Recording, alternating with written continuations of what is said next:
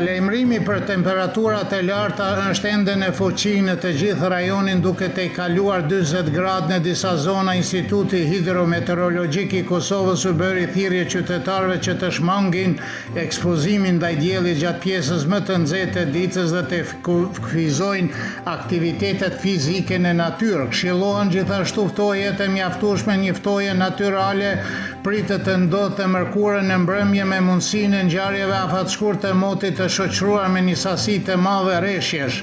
Nga shtuna do të jetë mot kryesisht me diell dhe mesetërisht i ngrohtë.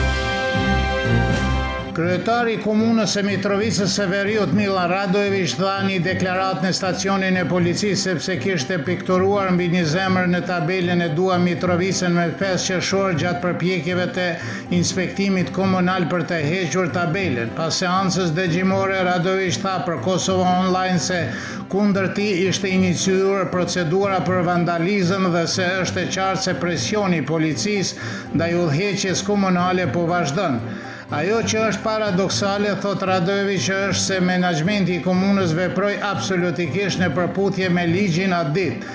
Një muaj më pas ngjarjes nuk kemi një përgjigje nga policia e Kosovës mbi bazën e cilit nen ata penguan vendimin e miratuar ligjërisht të komunës së Mitrovicës Severiut, tha Radojević. Duke komentuar arrestimin masiv të serbëve në Gazimestan për Vidovdan, kryetari i Komisionit Parlamentar për Mbrojtje dhe Punë të Brendshme Milovan Drecun tha për radio televizionin e Serbisë se ky ishte një veprim anticivilizues nga Prishtina, qëllimi i cilit thot ai është shkatërrimi i gjurmëve serbe në Kosovë dhe Metohi. Sipas tij është shqetësuese që ka shumë serbë u ndaluan dhe që ata më shumë gjasa do të ndëshkohen për kundërvajtje pavarësisht nëse do të lirohen së fundi.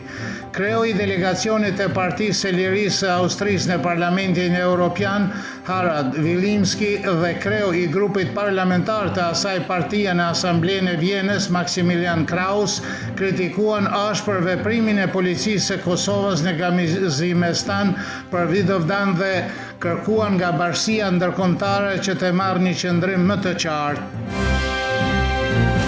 Kancelari austriak Christian Stocker tha se është në favor të zgjerimit të Bashkisë Evropiane në Ballkanin Evropian dhe theksoi se çështja e zgjerimit nuk është një çështje dytësore, por ka të bëjë me sigurinë, forcën ekonomike dhe besueshmërinë e Unionit. Stocker në takimin e Partisë Popullore Evropiane në Vjenë theksoi se është koha për pranimin e radhës nga rajoni i Ballkanit Perëndimor. Ai përsëriti mbështetjen e tij për integrimin gradual dhe propozoi përfshirjen institucionale të vendeve të Ballkanit Perëndimor në procesin e një faze më të hershme, për shembull brenda agjencive evropiane.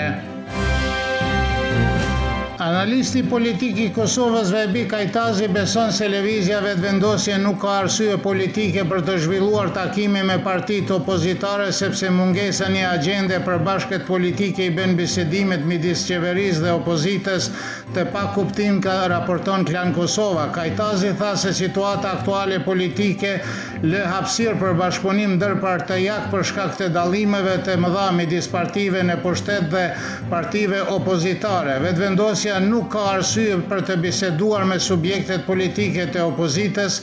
Qëllimi vetëm i Albin Kurtit është që të mposhtë kundërshtarët politikisht ti mund ata, tha Kajtazi. Ai shtoi se partitë politike të opozitës aktualisht po përballen me sfidat brenda tyre.